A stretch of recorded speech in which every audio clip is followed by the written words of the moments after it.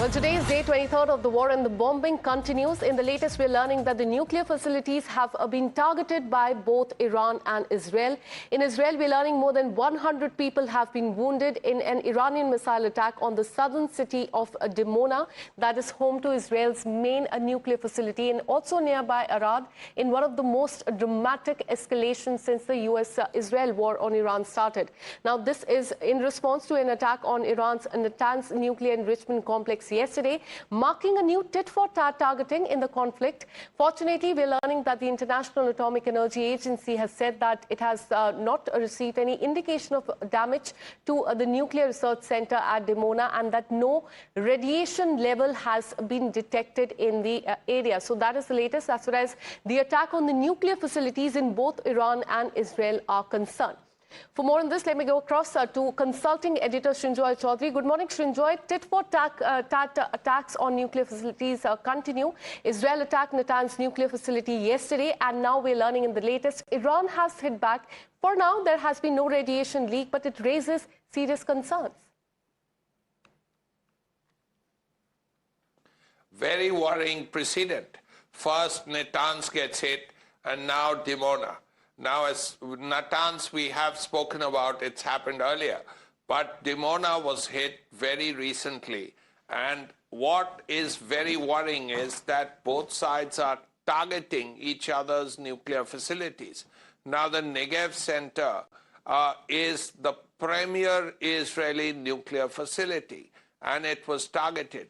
Now, the missile, first of all, went through. It was not intercepted. And as you rightly said, about 100 people have been wounded. Now, Dimona's town is a little distance away from the Negev nuclear facility, a little distance away. And it's the town which has borne the brunt of the attack. As you rightly said, nearly 100 people have been injured, many seriously injured. And unfortunately, a lot of people have been hospitalized. But so far, it appears that the missile, which was aimed at Dimona, generally speaking, struck the town and not the nuclear facility. So this is something very, very important that is happening, and it's possibly extremely worrying. So far, luckily, both sides have faced attacks, but there's been no leak, there's been no excess radiation. If there were to be excess radiation, it would be almost catastrophic. So that's the whole point. So far, there hasn't been any, and the international authorities can monitor it very easily. Let's not forget that when Chernobyl happened, the first people who picked up radiation were people in Sweden, thousands of kilometers away.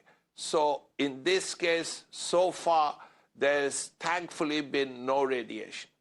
Absolutely, and that is, in fact, a positive thing that no radiation leak has been detected so far, because this is very concerning. Both the countries, as far as Iran and Israel are concerned, they are now focusing on hitting the nuclear facilities. We also have a reaction coming in from Israeli Prime Minister after this, in fact, area was hit. In a social media post, he has said that this is a very difficult evening in the campaign for our future.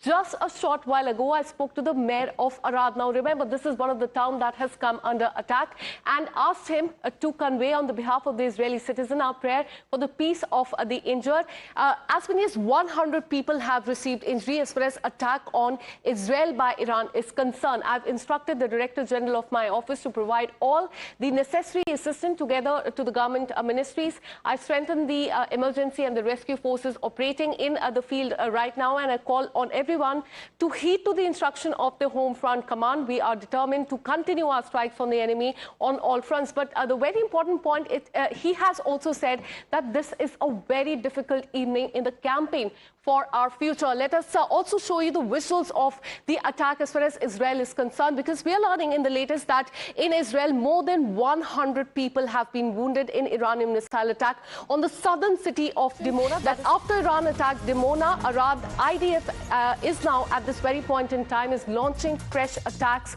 on Tehran. The waves of attack on Iran capital is currently underway, and IDF has said that it is focused on the regime infra that has now come under target. In fact, in a social media post, IDF has said that they've started the wave of strikes in Iran in retaliation to the attack on two of the towns.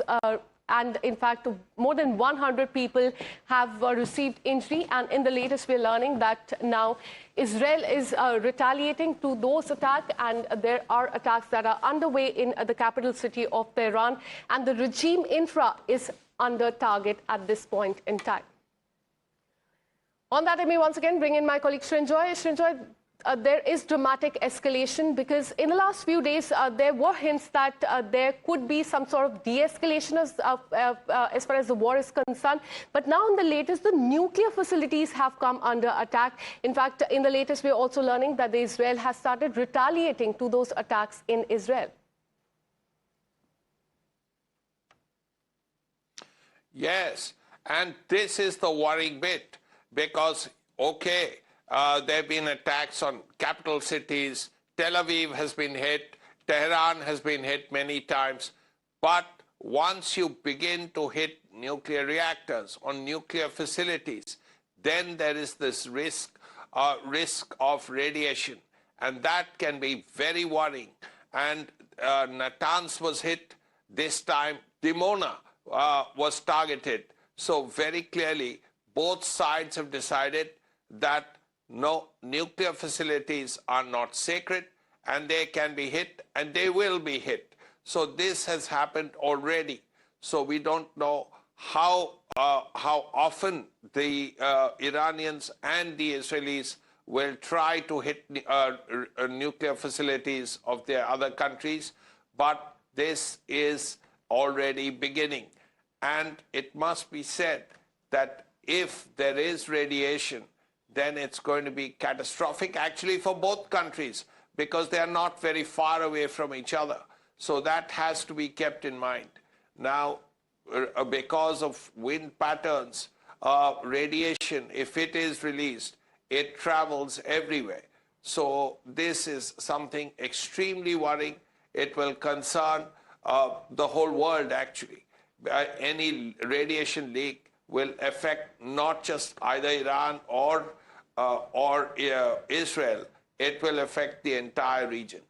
Absolutely, because till now the civilian infra had come under attack, but now if the attacks continue on the nuclear facility as far as both the countries are concerned, there will be concern as far as the radiation leak is concerned. Fortunately, till now, there has been no leak is what the authorities have said so far. Thanks so much, Srinjoy, for getting us all those details.